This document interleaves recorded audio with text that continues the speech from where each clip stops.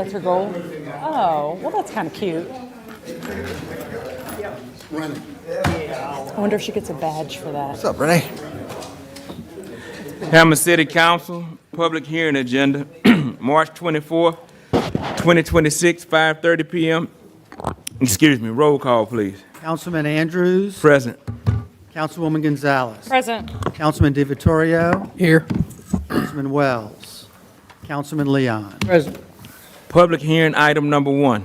And Ms. Lisa's not here tonight, so she asked me to do the reading for her. So number 1, an ordinance to correct ordinance number 26-5790 regarding rezoning of 803, 807, and 809 South Oak Street. Charles? As frankly presented during the introduction at the last meeting, this is really a housekeeping error. These 3 addresses were inadvertently, these addresses were inadvertently brought in with the 2 other addresses. So we're just correcting that error by removing them from that ordinance.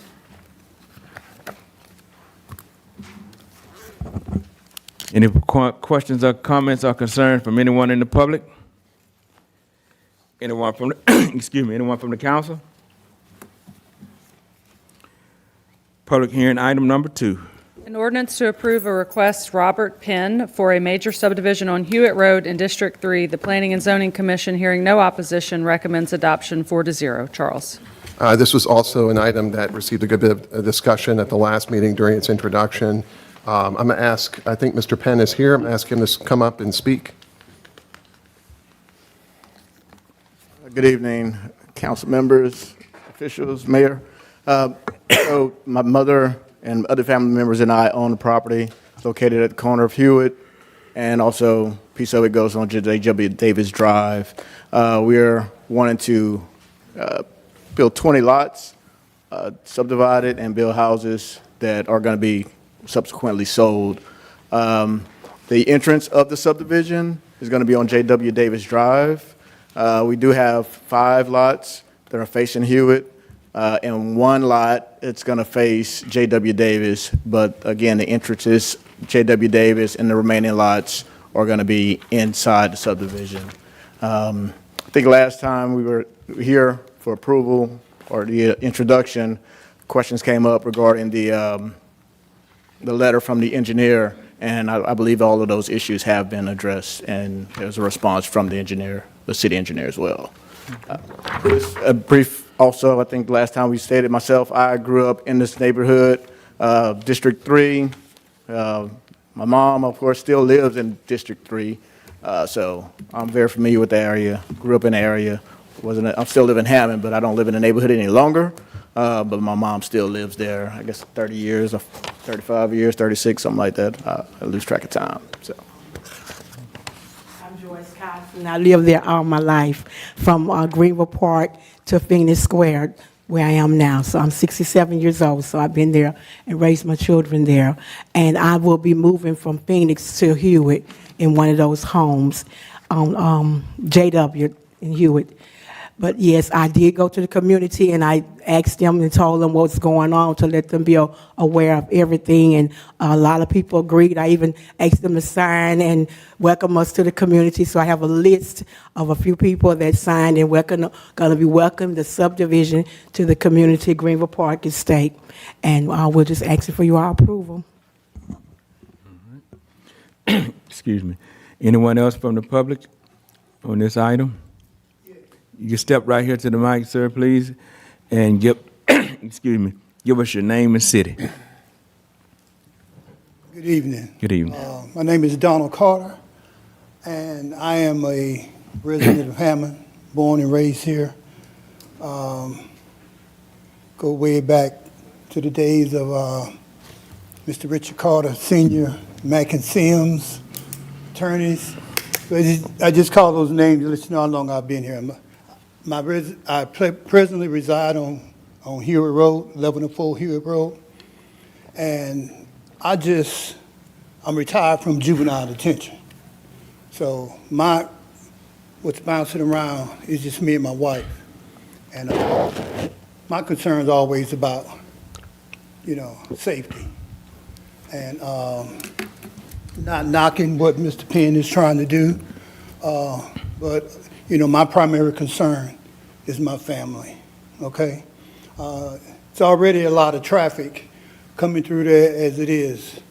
Whenever Hammond decides to put the squad car to patrol it, they write them many tickets. They just flying through the neighborhood, like it's Indy 500 or something. So that's my concern, is just the safety issues. I know it's going to be a lot of traffic. I know progress is going to be progress. So I'm a realist, I just want to ensure that I'm doing my part in looking out for my wife and myself and my family. So as far as the building of the homes, people need places to live, not hacking that at all, not stepping down on it at all. But my primary concern is my household and our safety. All right? Yes, sir. Oh, thank you. I'm sorry. But thank you so much, sir, and I'm glad you mentioned that. City Councilman, y'all done heard it numerous of times about the safety of that street, of that community. And I'm gonna ask again, could we please do a traffic study?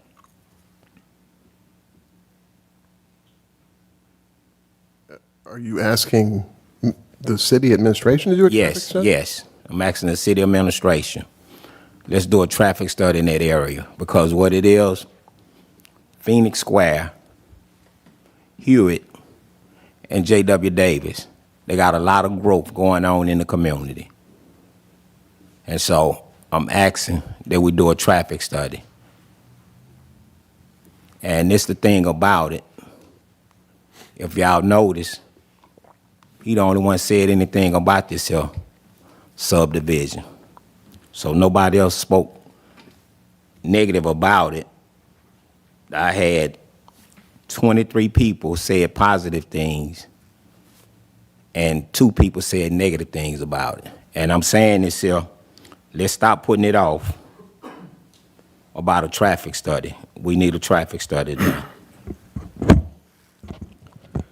I think normally the requirement we probably need to look at maybe looking at that possibly, because I think usually we require a developer, I think, to do the traffic study, but I'm not too sure if what's on the rules on that, Charles, but I'm checking the and UDC. I think if so, we may need to look at maybe, certain things, looking at maybe amending it at some point. So I'm checking the UDC now. I'm finding references to more than 100 peak hour trips would require a traffic study. I don't think 20 houses would generate that much traffic. I am looking at a copy of the engineer's letter. In terms of the impact on streets, he had no issues with any impact on streets. So it isn't a requirement for this property owner to have a traffic study performed. As far as the city of Hammond is concerned, planning, building department, the civil engineer, he's met all the requirements to develop this subdivision. If the council would like the city to perform a traffic study on Hewitt Road that is separate from this, we could consider doing that. I don't know what the cost would be. That was going to be my question to ask of that. But since Councilman Wells has asked about this previously, and I guess it's a concern of his and the people in the area, I would say just go ahead and conduct a study to say that it was done. That way you'll be able to see, be able to provide feedback to Councilman Wells and also the constituents that live in that area. And I'd like to add this here to it also. Mr. Robert, could you come up to the front, please? And I know this out of order, we don't do this, but I actually want to shake your hand. And I'm going to tell you why I want to shake his hand. Mr. Robert actually went through the community and knocked on doors. And I don't know if he an obedient child from his mother telling him this, because I didn't talk to him. I talked to his mother. But he actually went and knocked on doors, because when I went back through the community, they actually told me you came out and you told them exactly what you was doing. So I appreciate that. And can I shake your hand right now, sir? Absolutely, sir. Thank you so much, man. Thank you. And I'm saying this, that's my first time doing this. I'm saying this because I tell everybody, whatever you're trying to do in the neighborhood, please go and let the neighborhood know what's going on.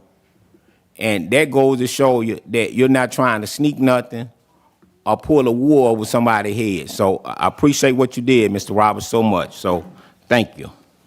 And whatever I can do in the future to help you, I will. Thank you. Anyone else? Hammond City Council, regular session agenda, March the 24th, 2026, 5:41 p.m. Roll call, please. Councilman Andrews. Present. Councilwoman Gonzalez. Present. Councilman DiVittorio. Here. Councilman Wells. Present. Councilman Leon. At this time, I'm going to ask Bishop Sule to come up and lead us in our prayer.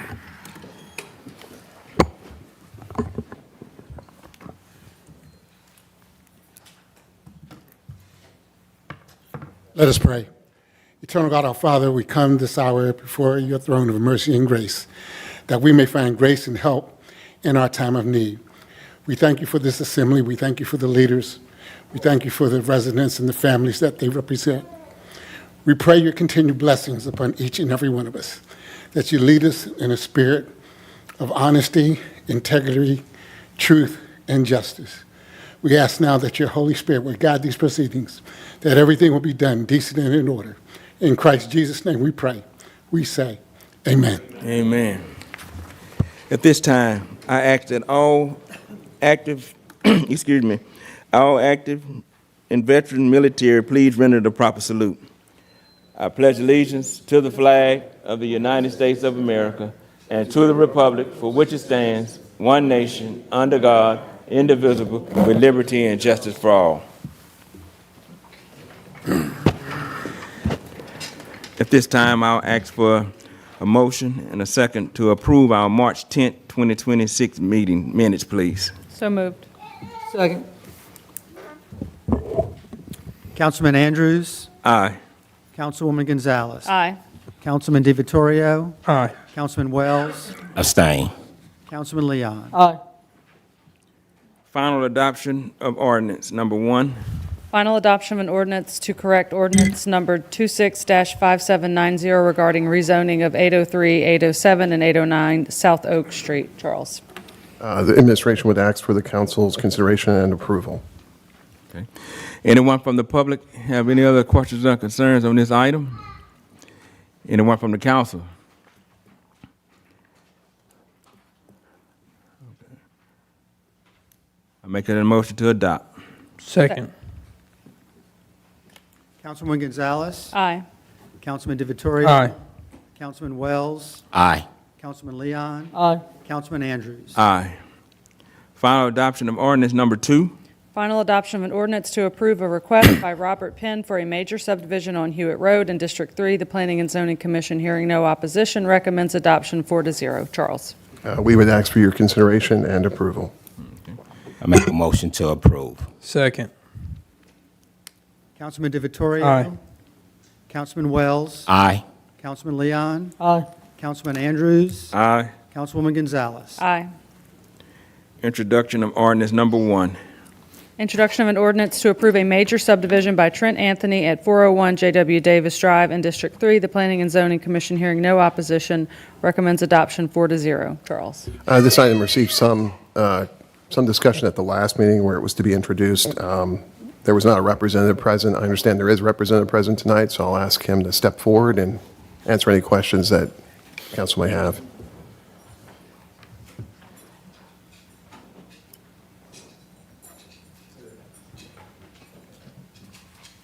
Good evening, guys. I think y'all are kind of familiar with the project, but I was just going to go over some of the major points real quick, if that's okay. Speak in the mic, sir. Oh, thank you. Yeah, so I had some questions and some comments from the Planning Commission that I tried to address by way of this particular, preparation here. So the minimum lot size requirements for the RM2 zoning district is 5,000 square feet, but the lots I am proposing are more than double the minimum lot size. The lots being proposed that I have are measuring about 10,000 square feet each, and sometimes, in some cases, it's actually more than 10,000 feet. Also, the house plans we have chosen fit very well on the lots. They're going to fall within the required setbacks, so we won't have any issue with that. They're going to have large backyards as they're over 150 feet deep in most cases. Also, again, just kind of addressing some of the concerns I heard from the last meeting. If you look at the surrounding properties that surround Hewitt, I kind of took my time and kind of measured out each lot. And if you average all those lots to the east, south, and west, those lots measure 6,812 feet on average, while these lots are going to be over 10,000. In addition to that, in terms of affordability, these houses will be priced at approximately $200,000 if the lots are approved and the houses are built.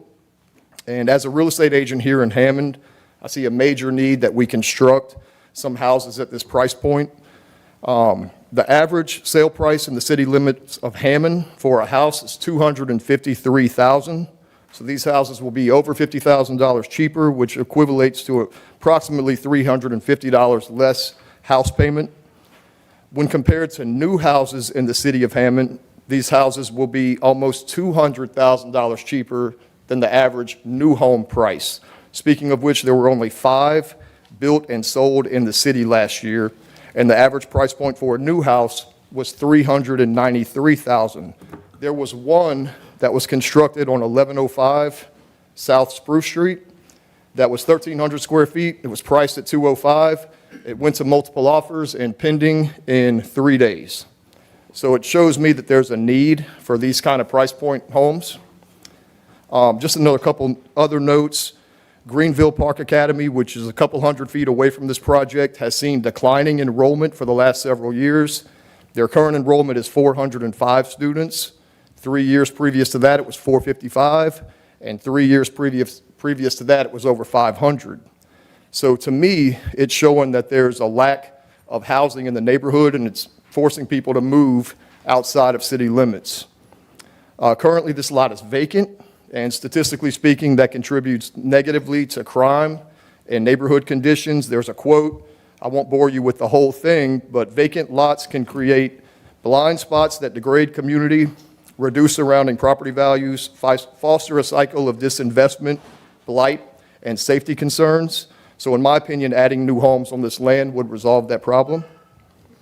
Just a couple more things. Currently, the RM2 zoning district would allow multifamily units on lots the same size of what I'm proposing, and I have no intentions of proposing any multifamily units. These will be single-family houses, owner occupants only. They will be sold.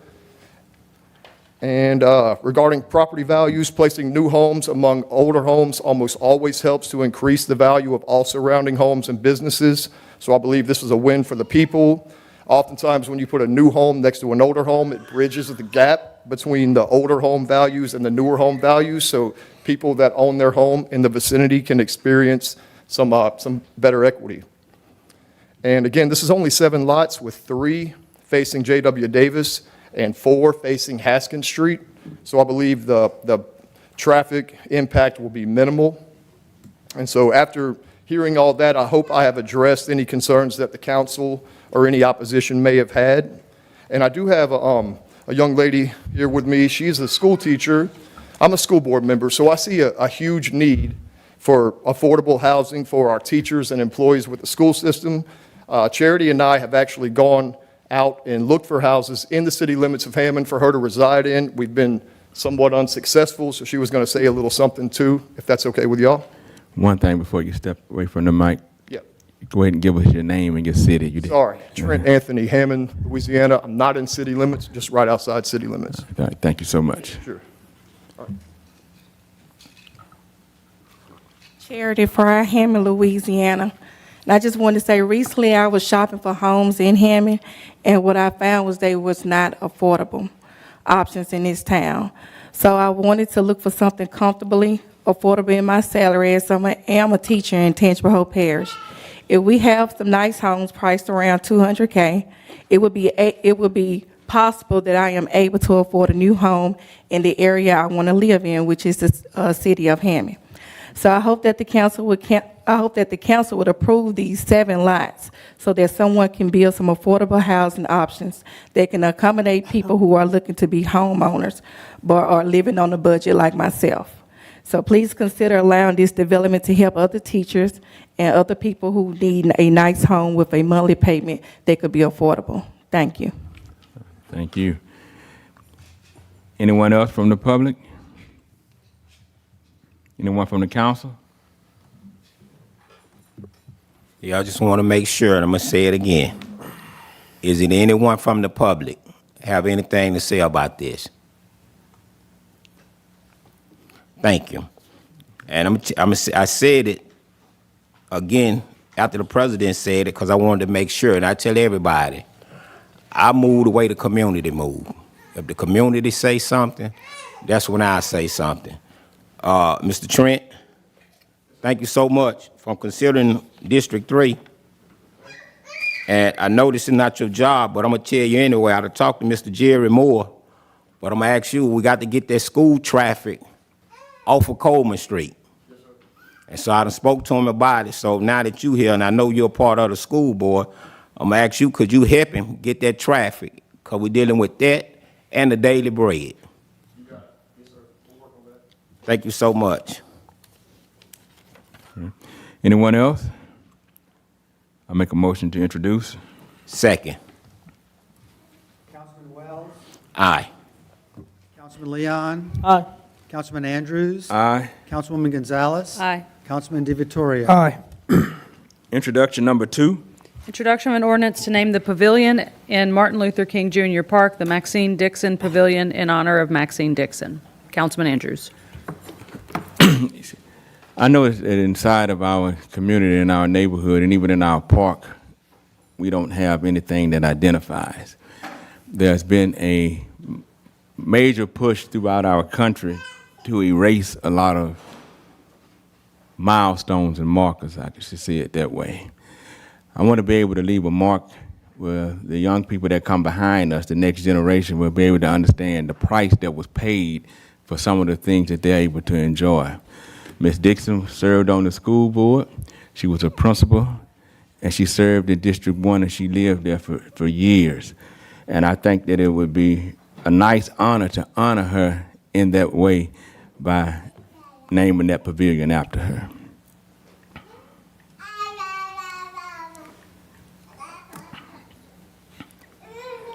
Anyone from the public have any questions or concerns on that item? Now, let me back up and say this, too, before I move forward. I did my homework on being able to see what we could do in these, to move forward in an option like this here. According to the state, you can't name anything after anyone that's living. You have to be deceased. So let me put that out there before some people come back saying, why you didn't do this, you didn't do that. If you want that person to be considered, go ahead and put them in the ground. That's the only thing I can tell you. So I just want to say that, Mr. Campbell, because somebody gonna come back and say something. I know, but I want them to understand that the homework was done on it, and that's what was given back to me, because I have several other items on here, and I think it's befitting of the people that served and lived and sacrificed, and it would be a great honor to them. So that's why I'm moving forward on making this proposal before the council. I'm glad you said that, Councilman Andrews, because I just searched at the statute. It's a state statute. It's not a city law, just so people, if anybody has questions about that. Because I was curious, so thank you for addressing that. Anyone else from the public have any questions? Anyone from the council? I make a motion to introduce. Second. Councilman Andrews, Aye. Councilwoman Gonzalez, Aye. Councilman DeVittorio, Aye. Councilman Wells, Aye. Councilman Leon. Aye. Introduction number 3. Introduction of an ordinance to name the softball field in Martin Luther King Jr. Park in honor of Leon Blue McCray. Mr. McCray dedicated his life to young men playing softball or baseball. Back in the times, in the days when we were not allowed to play on certain fields, Mr. McCray had a semi-pro baseball team here called the Hammond Berries here in the city of Hammond. Even in his backyard, a field across from his yard, he set it up for baseball playing. He moved from there to where you see the present Taft School for students that have behavioral problems. Before they made it Crystal Street School, there was a field that they played baseball on that he coached on. From there, he moved around to the park that we have here in this neighborhood. He dedicated his life to that, and I think that it would be a nice way to honor his memory. Anyone from the public have any questions or concerns on that item?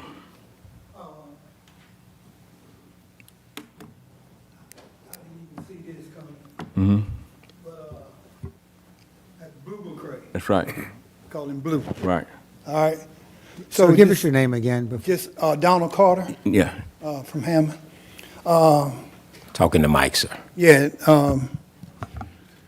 Blue McCray, as we all called him, along with Mr. Sam Muse, Mr. Carlton Ingram. I was a member of the Hammond Bearers. And we look forward to activities such as they provided. You know, they were there. We respected them. It gave us something to do. We look forward to it. Time has definitely changed now. As I said earlier, I'm retired from juvenile detention, and there is nothing for the young people to do. Chapel is fine. I love it out there, but we're talking about the city of Hammond. I agree with what you're saying with Blue McCray, the park, and all the services and activities that they offered. It just made us hungry. And I'm gonna leave you with this. Blue used to tell us whenever we were up at the bat, be like Job.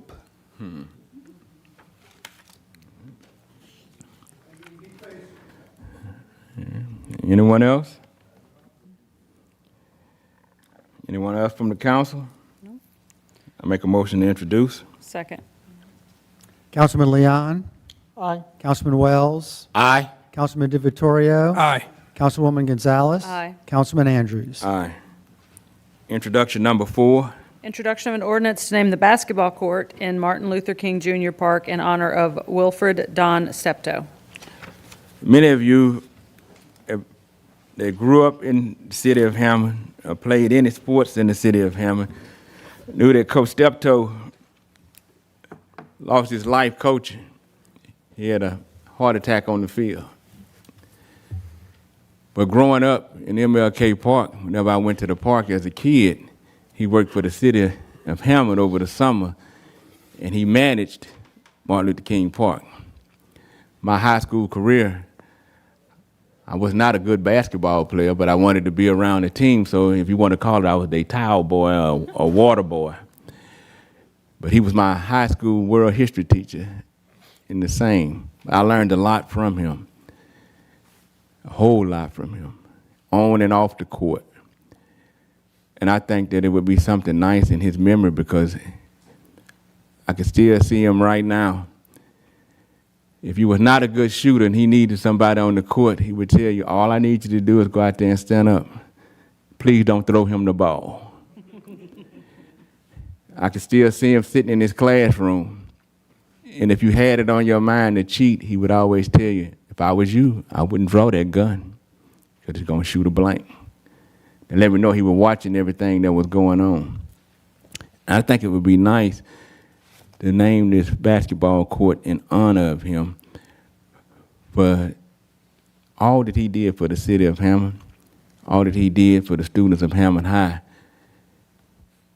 And I still can't get over the night when I received that phone call that they said that he was on the field at a spring football game and never came back home. So I think it would be real nice to honor him in that way.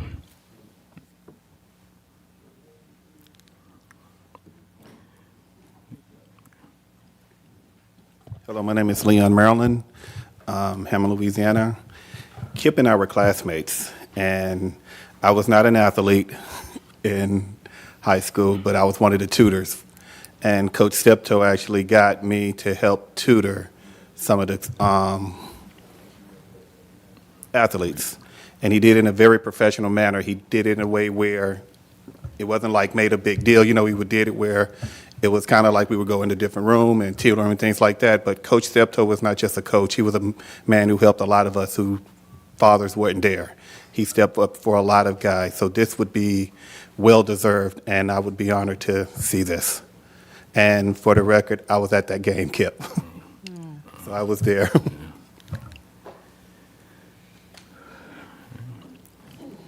Anyone else?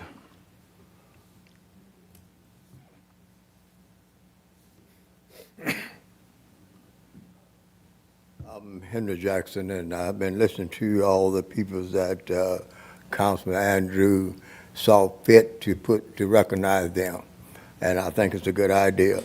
And when you talk about Coach Steptoe, I was a bus driver. We was up in North Louisiana, and he got sick. And they had him sitting there waiting for the ambulance to come to get him. And I walked over to him. I said, Coach, how you feeling? He said, I'm fine. I'm going to be all right. And they put him in the ambulance. Before he got to the hospital, he passed away. Yeah, I remember all these people that you are naming as a young man. Now I'm old man, I still remember. And it's good to get old, and it's good to remember people that did some good things in our community. And I pat you on the back for doing this. And I know Miss Dixon and Mr. Blue, all these guys, during my time as a young man, I was around. And what you're saying is true. It's not a fib. It's saying true that these people did do some things in the community that they should be recognized. Thank you, Councilman. Thank you, Andrew. Thank you. Anyone else? I make a motion to introduce. Second. Second. Councilman DiVittorio. Aye. Councilman Wells. Aye. Councilman Leon. Aye. Councilwoman Gonzalez. Aye. Councilman Andrews. Aye. Introduction number 5. Introduction of an ordinance to name the Safe Haven Building in Martin Luther King Jr. Park in honor of Dr. Clara V. Robertson. Dr. Robertson also was an educator, and she was also a school board member as well. For those of you that knew Dr. Robertson, she resided over in the Grace Quarter area right across from Macedonia Baptist Church. Her and her husband, they used to call him Mr. Speedy Robertson, was his nickname, what they called him. They were both educators in our community. Dr. Robertson did a lot of good things for our community. She done a lot of great things as she served in education and also serving as a school board member as well. And I think this would be a great honor to put her name on this building due to the fact that what this building serves for as a spot in our community to house different things that sit right inside of Martin Luther King Park. So I'm just asking for the council's consideration to move forward with naming the the Safe Haven Building after Dr. Robertson. Anyone from the public have any questions or concerns on this item? Anyone from the council? I make a motion to introduce. Second. Councilman Andrews. Aye. Councilwoman Gonzalez. Aye. Councilman DeVittorio. Aye. Councilman Wells. Aye. Councilman Leon. Aye. I'd like to thank the council with moving forward on these items, as I stated. It is something that can leave a mark in our community for years to come. My daytime job, I teach out at the high school. I teach African American Studies and Law Studies. But when my students enter my classroom the first day of African American Studies, the first thing I tell them, in order to get to where you're going, you have to know where you come from. And we have to have a solid rock and a solid foundation to continue to move forward on. A lot of people don't know a lot of things about certain people that came out of our neighborhood if you didn't grow up in the neighborhood. There are a lot of people that move into the city that don't know a lot about certain things in Hammond, and this would be a great way for them to learn certain things and continue to move forward, because there's going to be a marker there. When the children of Israel left, God told them to put stones out as a marker and a memorial to remember where they came from and what they were carrying. So I think this would be a good way to keep this in the minds of people where they would be able to understand, as I stated earlier, somebody paid the price for you to have some of the things that you have. Thank you, guys. Introduction number 6. Introduction of an ordinance to amend the Code of Ordinances regarding renewal, suspension, and revocation of alcohol permits and related matters. Councilman Andrews. Thank you.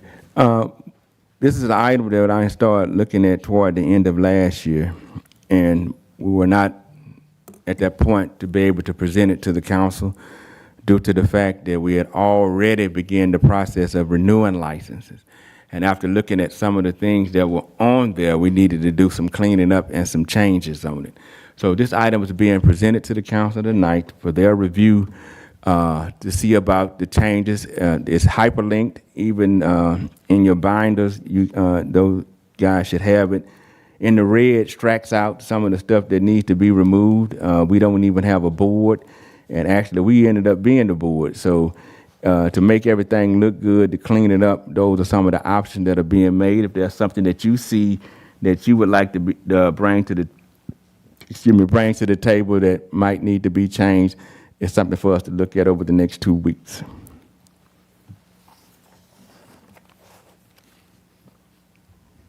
Anyone from the public have any questions or concerns on this item? Anyone from the council? I make a motion to introduce. Second. Councilman Leon. Aye. Councilman Wells. Aye. Councilman DeVittorio. Aye. Councilwoman Gonzalez. Aye. Councilman Andrews. Aye.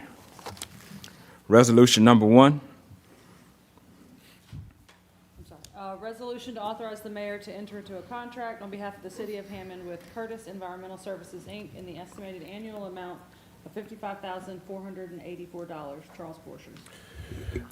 We put out an RFP. There were 3 responses. One was a no proposal. One response was deemed non-responsive. The response actually included several revisions to our specifications. So the only responsive proposal we had was from Curtis Environmental Services in the amount of $55,484. That's in line with what we've been paying in the past for these services. We are actually fortunate to have someone from Curtis Environmental Services here tonight, so I'm going to ask him to come up and address the council and answer any questions that you might have.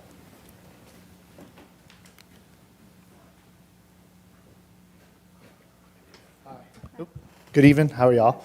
My name is David Curtis. I am with Curtis Environmental. We are a family business. We were started in actually Abita Springs back in 1975. My parents started this. They've kind of moved around. We are now based out of LaPlace, Louisiana. We do a lot of lab testing, primarily in communities similar to y'all size, a little bit bigger. In our RFP, we actually gave you a list of references and places that we do similar business with. We do a lot of lab testing. We are a state certified lab. We also do a lot of other things. I'm a professional engineer, so we do design.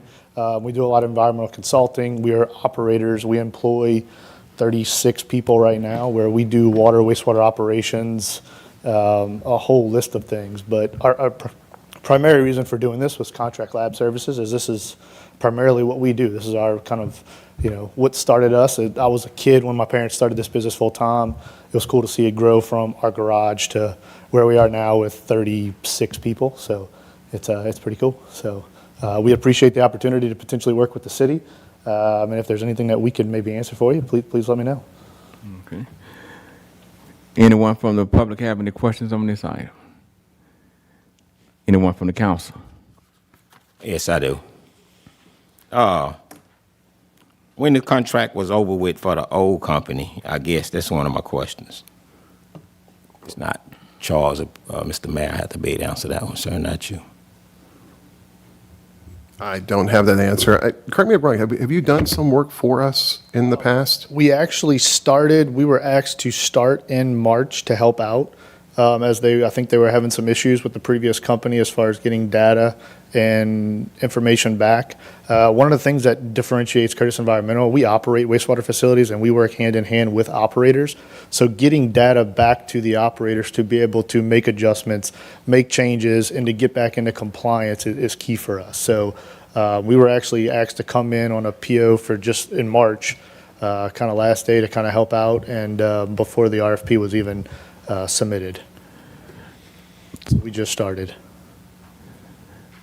So you're under contract now? No, sir, I am not under contract. They just gave us a PO to help out this past month. I think the contract may have ended at the end of February, and so between issuing the RFP and coming to the council, we may have asked for quotes to provide those services in that intervening time.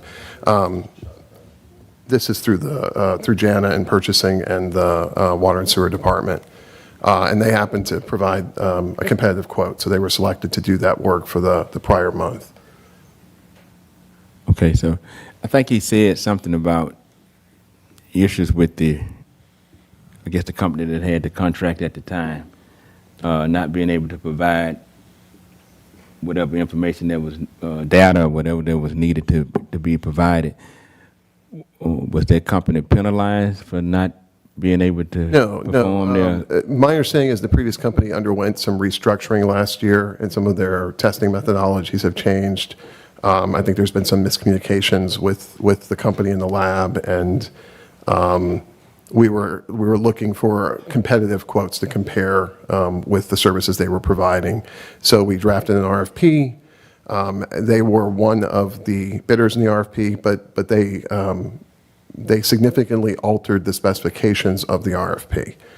I've never seen that happen before, but they literally went in and redlined sections of our request for proposals and submitted alternate specifications for a contract. That's why they were deemed non-responsive. Okay. Thank you, Joe. So ask one more question. Yes, sir. So I know we have a consultant in the sewer and water department. Was they able to chime in on this here or talk about it or whatever? I think Mr. Nader's name, huh? I believe they were involved in reviewing the proposal, yes. The reason I'm asking this here because it's amazing, and I didn't see nowhere where it was in the budget. So that's why I'm asking. Because I see a lot of things coming up that wasn't in the budget. And so that's why I'm asking these questions, because I don't see no work being done in District 3 that was in the budget. So I'm going to ask these questions until I get the real answer, or may I say the truth. So this is within the Water and Sewer Department's budget. These are not additional services. This is not a capital project. There's not construction. This is testing that the city is required to do in order to operate our sewer treatment facility. So we are required to do testing and submit those test results to the state DEQ. If there are anomalies in that testing, we're required to do additional testing and come up with methodologies to resolve those test anomalies. This is critical to our license to operate the water sewer treatment facility. So without this test, we can't maintain our licenses and we can't operate the facility. Okay, I'm aware of the testing and everything, so that part there I do know. So I just wanted to know how it come about, that's all, and I didn't see it a part of the budget. That's all I'm saying. I know that they have to test. or be exact, a sample being done every day, am I right? Yes, 5 days a week, yes, sir. Yeah, so I know the SIL part, so I just wanted to see, I've been looking for the budget to see where it was in the budget. That's all I'm asking. It would likely be under the operating budget of the Water and Sewer Department, so it's not necessarily a specific line item. I can try to find that, but No, don't look for it, don't look for it. No, I just wanted to be clear, and I wanted to be on record that I didn't see it in the budget, because we're doing a budget, and yet a lot of things coming up that we voting for, but it's not in the budget. So that's all. I just wanted to make it be clear and let it be known that I didn't see this in the budget. So this is coming from the water and sewer budget? Correct. And then we have a balance in there that's going to cover this right here? yes, sir. Is this under plant operations in the budget, under the contract services for $60,000 or the laboratory services of $50,000? It could be under either. I'm not sure which one it goes to, but Okay. That's in the budget. Charles, you're going to have to start doing better, because we're getting towards the end, and when questions are being asked, we have to have true answers and facts. Thank you. That's it for me. Anyone else on this item? Anyone else from the council? Pleasure of the council. Make a motion to approve. Second. Councilman Leon. Aye. Councilman Wells. Aye. Councilman DiVittorio. Aye. Councilwoman Gonzalez. Aye. Councilman Andrews. Aye. Resolution number 2. A resolution ratifying and accepting a quote from Superior Recreational Products to purchase 3 picnic pavilions for Mooney Avenue Park in the amount of $41,040 for RFP 20-26. Charles. We were fortunate to receive 4 separate quotes for these 3 pavilions. Superior Recreational Products was not actually the lowest quote. They were $144.10 higher than the lowest quote. However, in reviewing the structures that they construct, they're rated for a higher wind value. We've actually have some of their structures that sustained winds during Hurricane Ida and are still standing without any damage. They're also going to match identically the pavilion that was previously approved, the gazebo that was previously approved by the council. So we won't have an issue with colors or construction materials not matching. So our thinking was, for that small of a cost difference, go with Superior Recreational Products. That's our recommendation. And this would be paid for with grant funds, project money in the project account for Mooney Avenue Park. Anyone from the public have any questions or concerns on this item? Anyone from the council? Councilman Wells, you seen these? I'm glad you asked me that, and I wasn't going to address it. A lot of this stuff be new to me, and that's a damn shame, me being a city councilman, and I don't know what's going on myself. It's sad that I don't even know what's going on, but I know it's been a long time and stuff, so what colors we pick, what colors we choosing, I have earthly no idea. So it's long overdue. So if he picked purple, if he picked yellow, like the color of this building downtown that everybody keep telling me about, looking like a strip club, but it's a hair store, if they pick them colors, ain't nothing I can say, because I don't know nothing about it. I just know it need to be done. The colors will be bronze and green to match the gazebo. Look how easy that is. Than me coming to your office, you coming to the park and we talking about it. It's amazing, but it's nothing new. When we get up here, everything gonna sound good and look easy, but it's not that way. Thank you. Yeah, I approve of it. I make a motion to approve or introduce. Second. Councilman DiVittorio. Aye. Councilman Wells. Aye. Councilman Leon. Aye. Councilwoman Gonzalez. Aye. Councilman Andrews. Aye. Reports, Mayor? Spring is upon us. 44 years ago, I moved here in the spring and met Donald Carter. Didn't know his name was Donald back then. It was franchise, still is to me now. And played ball with him, Orange Street Park. Made a lot of good friends and have been friends. Thank you for your service, by the way. out there at the detention center. Thank you very much. To that, we've had a chili cook-off. We have the farmers market every weekend. More and more folks are coming out. The weather's beautiful. Be aware of families that are out along the roads, because we do have major roads around these pavilions and down these streets. Barbecue and Blues will be this weekend, 27th and 28th, so please come out and enjoy it with your family and friends, and get some fellowship and enjoy the city of Hammond. Just to quickly add to that, we're also going to be hosting the 2026 Louisiana Preservation Conference. The Louisiana Trust for Historic Preservation and the Louisiana Division of Historic Preservation will be in town this Thursday and Friday. I think some are actually arriving on Wednesday, and some may actually be here Saturday. So we're hoping they have an opportunity to enjoy our city. Any council reports? I wanted to follow up with the Villa West lighting, light poles that fell. They are ordered, and when are they set to come in or replaced? They are ordered. I did see your email earlier today. I just wasn't able to respond to it before the meeting. I will double check on that first thing tomorrow to find out what the ETA is on delivery, but they were ordered as of I think the last meeting. I just don't know when their delivery is expected, but I'll try to confirm that for you. And how are we coming along with doing a survey of the subdivision, looking at those light poles on the rotted, because we don't want them to fall on a car or somebody or whatnot? I discussed with streets and with building maintenance about doing a survey of the lights. I'll get an update of where we are with that process as well. All right, because it's been about 30 days, almost like the daily bread, been about 4 or 5 months. So talked to the mayor, he's on board. Talked to Andre. He actually had it worked out several months ago with them moving to the Z Mary Park to get the line off there. If for some reason we keep spinning the wheels. So I think you said by the end of this month you were going to have them moving over there. They are in the process of sending out notices to all of their the people that use the facility. April 2nd, which is the March will end I think that Tuesday. So the last Tuesday of the month will be their last route on Edwin Neal. That Thursday, they'll be switching to Z Murray Park. Thank you. Appreciate it. I'll let everyone know. Any other council reports?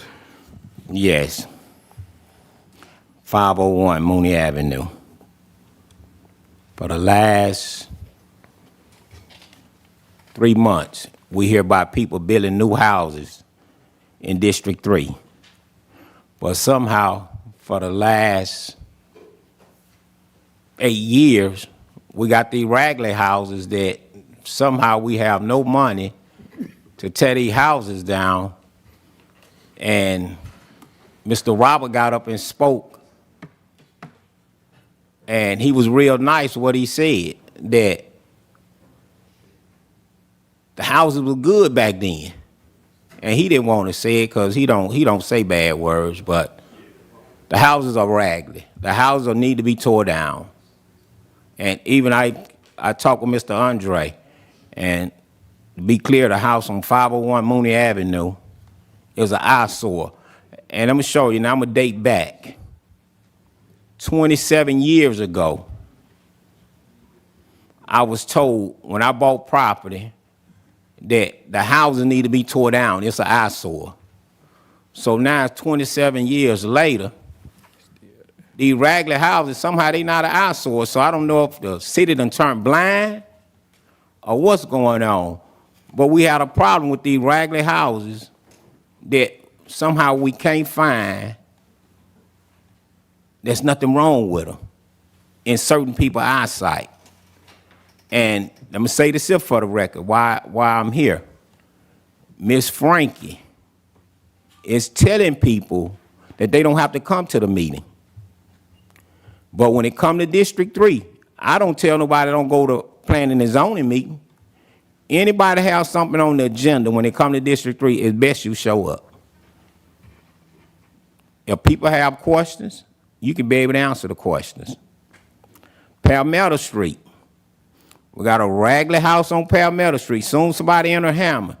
Soon they pass Don Seafood. And they turn right. Now they got to look at the raggedy house in District 3 on the right-hand side. And this, I don't even have to give you the address. You're going to pass by it and see it yourself. Mr. Trent sat there and said it, big as day, the issues what cause when you have empty property. But Mr. Trent don't know. In our community, we got drug dealers, we got drug users, we got homeless people. I'm seeing so many people in the neighborhood, and all of a sudden they done duck off. Damn, where they done went to? I just saw him on the sidewalk. He in that house on Mooney Avenue. I said, okay, the house that Robert Morgan say ain't nothing wrong with. We got a problem. We have to do something about it. And Mr. Mayor, I'm glad to see you tonight. That's it for me. I'm on Lincoln Park area. I know they had a few that was on a list when Joey Malazzo was here. And I don't know, really, I hadn't heard much about any of those in that area that are abandoned.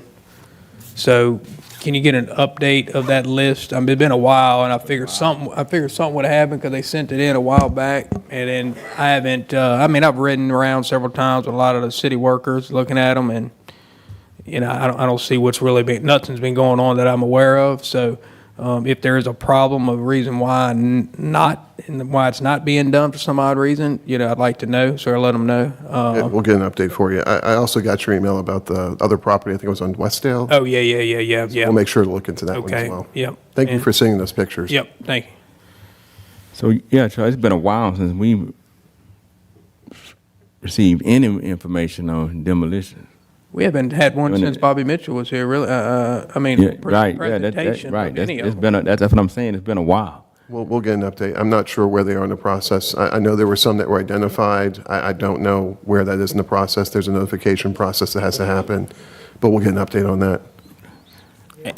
And one more thing too. Yeah, one more thing. Spring is coming up, and what's going on? School is about to end. I had a constituent to call me today about the kids fighting when they get off the bus, and they meeting at certain areas to fight. And he said he called the police station, and Mr. Mayor, he called your secretary also. The best way is to be there. Don't let nobody get killed, and then talk about it. And the young man, he's at work in Mississippi. He's out of town. And so this is his second time calling me about an issue. Even about the raggedy cars. You know, he talked about that. He say, man, how my car's not an eyesore in the neighborhood, but right there by the old Shoney's, here you got somebody that got licensed to fix cars, nothing but raggedy cars. And then they told me even over there by Sam District, right on the other side of Domino's, by A1 Pharmacy, they got a lot of raggedy cars there.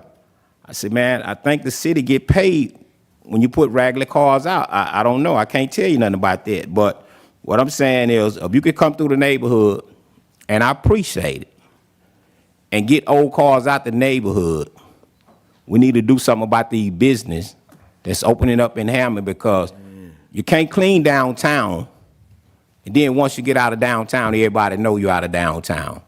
So we're going to clean. We got to clean the whole Hammond, special. If you just don't know, special District 3, we got to clean it. If we don't clean nothing else, we got to clean District 3.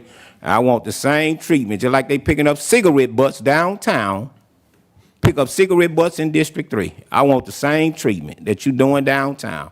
They work downtown 7 days a week. I like to see them working 7 days a week in District 3. The same treatment you do, because I tell anybody, if I don't put my glasses on, I can't even see that's a cigarette butt. How the hell they can find a cigarette butt downtown and I can't see it? That's it for me. I want to circle, before you start, I want to circle back to demolition of homes and all. It has been quite a while. And I still have some in my district that were before Ida and a number of them since Ida. And I know we've had a lot of transition, but it may be beneficial for the new players, for each council person to send in a new list. I think Sam's probably just said he said already sent one in, but let everybody send in a list and let's get a comprehensive look at what we really have, Right. so that we can move forward with that list and all be on the same page. Larry Pines is taking the lead on this, so we'll get with Larry and see. So if you have any addresses, give us the address. I'll have him look it up, and then he'll give you a call. So you directly deal with him like you did with Joey. Yeah.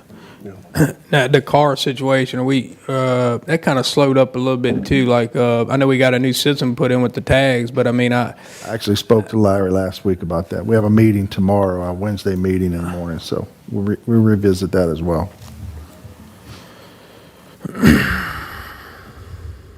Good afternoon, Council. Stanley Campbell, District 1.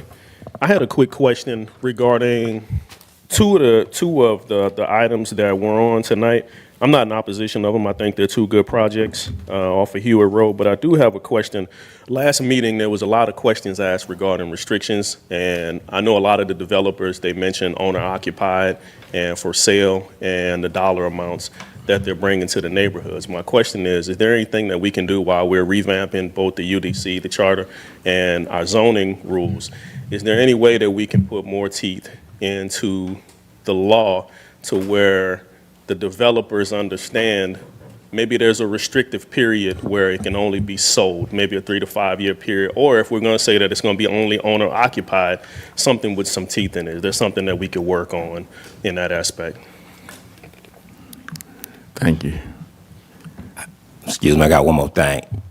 Mr. Franchise, and this was going on, Mr. Mayor. I've been knowing him. They know me, Mr. Mayor, so you don't just know him too. I've been knowing. This was going on. This is what he about to talk about these trees. And he done met with me several times about it. People owning property, and as the trees fall, they falling on his property. And so he got pictures that he want to show us and see what we can do about it, you know, because I know at one time when Bobby was here, they was to go around making people cut the property, you know, clean the property up. And so this is one of the issues he keep having. It's a tree that's your neighbor fell on. Yes.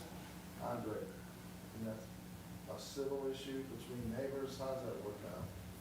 If it's a tree on private property, then it's on private property, and it's really not for the city to clean that up. If it's a tree that impacts public safety, if it's a tree that might be on a city right-of-way, might be on city property, then the city should look at it, and if it's a problem, it should be removed and taken down. It's a tree that we had one down toward James Street down there by John Mill, and it had fallen, but it had potentially fall on the house, and it was on private property. So that's an issue where, we stepped in and helped out and got it off to the street and then pull it off the property. Generally what happens is we get folks to bring it to the street and we pick it up and drag it off. There are some times when people can't afford to do it and their house is in jeopardy. So that's when we step in and try to help out some way, shape, or form. Okay. It's definitely a safety hazard. I've already had one of the large trees fall onto my home, demolished my car I had just bought for my wife. And I've had several other fall. let me ask you this, sir. Can I ask you this real quick? Is that house, that property abandoned, the one that's fallen off of, or is somebody in there living in there? I don't know quite the address. Is as you turn on Hewitt off of J.W. Davis. The property owner owns that two-story home. My house is next to that. Are they dead trees, or they're trees falling, or what? They dead trees. But I mean, you can show it to him. Yeah, right it to him. You can see. Yeah, they're all dead. Yeah. Oh, they're dead. Yeah. Look.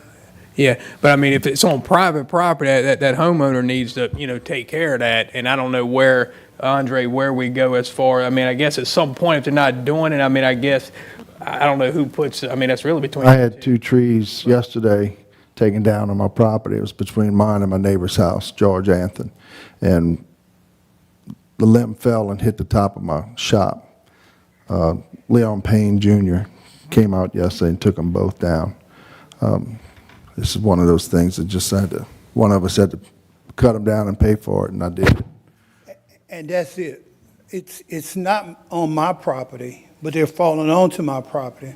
I'm having to pay people. Do y'all know how much that is? Yeah, It's well, yeah. over So why $2,000. Why should, I'm a taxpayer, so why should I have to pay somebody to cut limbs off of somebody else's property?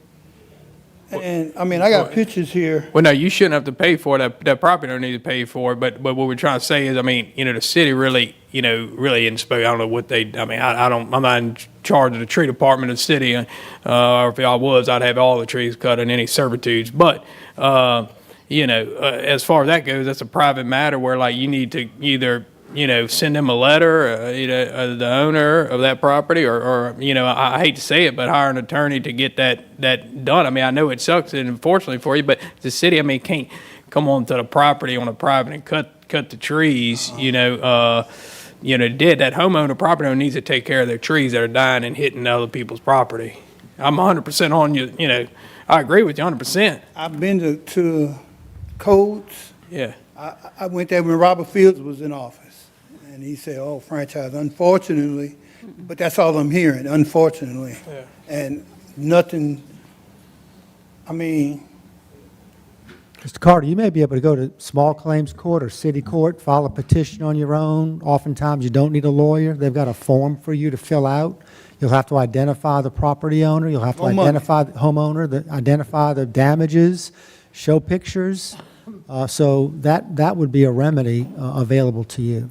Andre, is there something, some kind of legal action that either the homeowner or the city could take if there is let's say, a dead or dying tree that poses an imminent safety hazard? Is there something we can do to compel the homeowner, the property owner, to address that, or something the court can do, or does something have to happen before? The court certainly could do, but the question becomes, is it a hazard to the public in general, or is it just a hazard to a private property owner? And that's the troubling thing, because then the city would have some responsibility, which they don't, to go on private property, take down trees, when it really is a private matter. And you do have a redress to go to small claims court or to present your claim. okay. Well, I'm trying not to spend any more money that I don't have. I didn't want to do it myself, and it hit my house and it caused damage, so I ended up, if I didn't do it now, it could cause more damage later. Because I've tracked this person down before, and I had to hurry up and get out of the area because the way they were talking to me.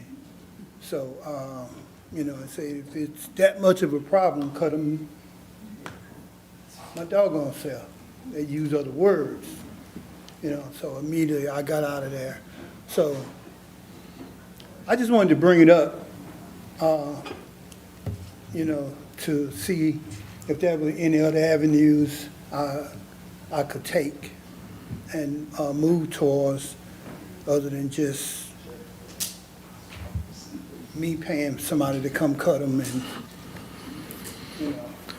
I'm sure, Andre, if he wins in that small claim, I'm sure that, he may not get it today, but I'm sure that property owner would have to pay reimburse at some point if it goes No to that. question, Mr. Carter. Keep your receipts, keep all your records, keep everything that you've paid for that, bring it to the judge, explain the tree, bring pictures, bring witnesses, and if you get a judgment, it could be recorded in the property records, and that would be like a lien on the property owner's house.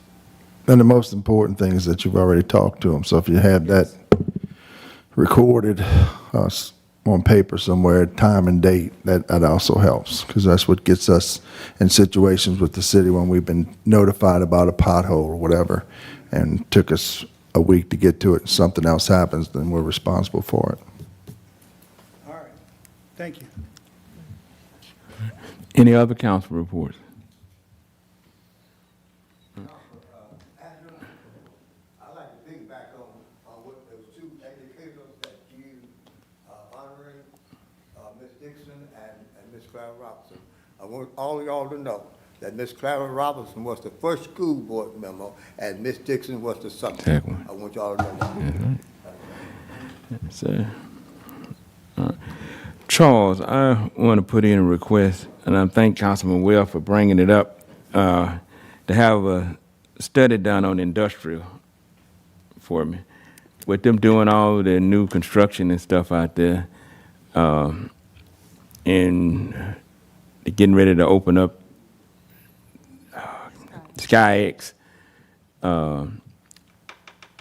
The other day, I was riding and come through there, and I can't think of the helicopter that takes off the organ donors.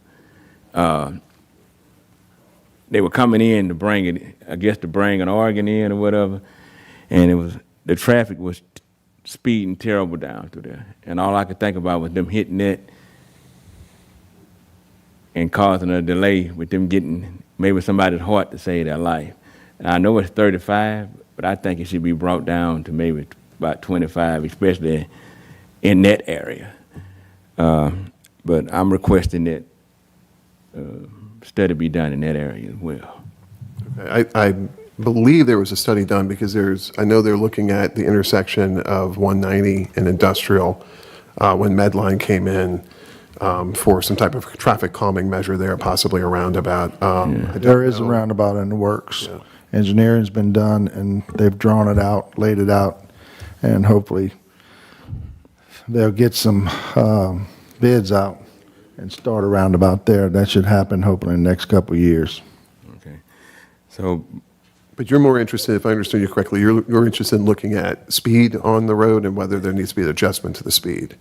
10-4. Okay.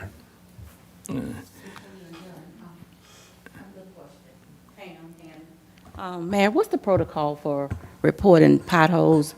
Because we have one on JW and at the end of Maryland, and I called Robert and asked him to come look at it that was last week, and it's getting larger and larger. So I was just wondering what's the protocol on. And you called Robert Williams? Mm-hmm. They started it.